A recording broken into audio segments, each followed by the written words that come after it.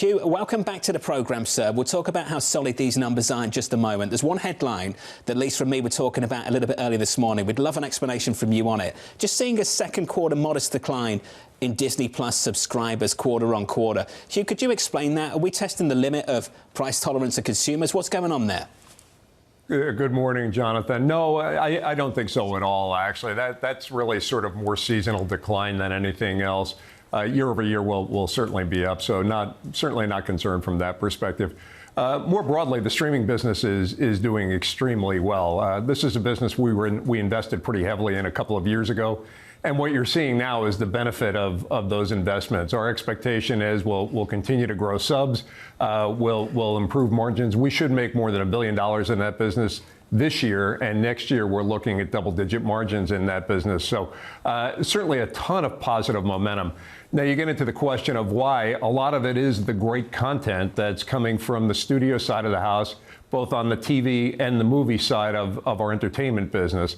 Moana 2, Inside Out 2, Deadpool, all terrific hits. And on the TV side, the combination of Abbott Elementary, Shogun, and High Potential, causing viewership to grow. We're seeing higher engagement. We're seeing churn ultimately coming down over the course of this year. So we feel like the streaming business is going to be one of the big drivers for our company going forward. Hugh, you know how much I love Shogun, and Lisa, I can say, loved Moana 2 as well. So the content slate is looking pretty good so far. I did want to talk about the cost issue, though, and clearly not an issue from you, so I appreciate the explanation. Conversation we've had over the last few days or so is if we get tariffs, can companies pass on the costs? I'd like to know from your perspective and for the company, the additional tariffs that have gone on to China, how that could impact your business. How are you thinking about things? Yeah, right now, based on what's been proposed, and obviously this is a rapidly evolving environment, so we're going to react as we learn things.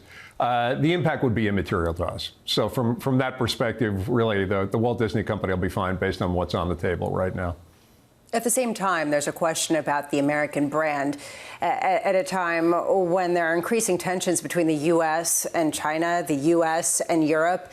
Given the fact that the experiences side of your business has been such a driver of growth for you, are you concerned? Have you seen any pullback in attendance in some of the areas like Shanghai, like France, like Paris, that could potentially have some feelings around the negotiations?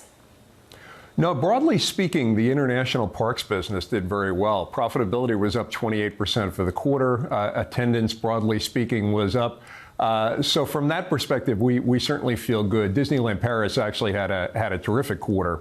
So feeling positive in that regard. Candidly, in many ways, what the Walt Disney Company represents is an opportunity to get away from all of the things that are happening in the world, right? Our job is to basically bring families joy, bring them together, give them smiles. So I think in many ways we're not a part of that conversation.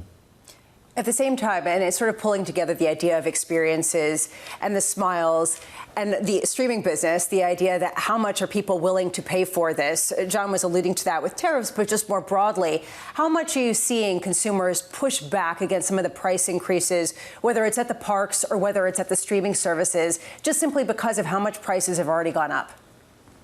Yeah, we're not, to be perfectly candid. And I think it's always important to remember, from a consumer perspective, price is what you pay and value is what you get.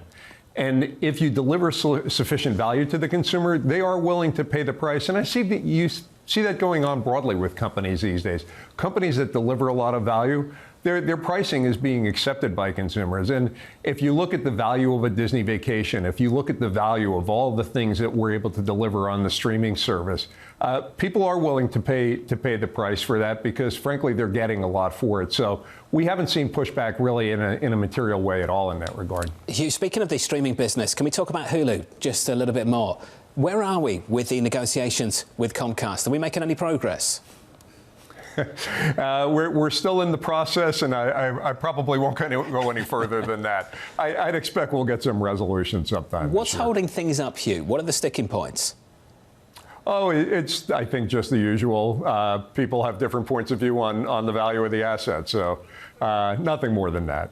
There is a content question here, Hugh, about what the driver of growth is going to be from a streaming perspective, whether it's instrumental in getting involved in some of the sports world or whether you can kind of lean into existing brands, how you do content creation at a time when there is a lot of question around what exactly sells other than the legacy brands.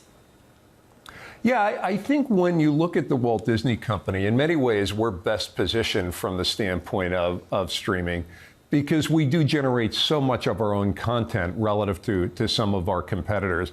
The way, in many ways, to think about Disney Plus is it really can be the portal into all things Disney and something you might want to have on 24 hours a day, 7 days a week, because if you want news, you'll be able to find it through Disney Plus Hulu.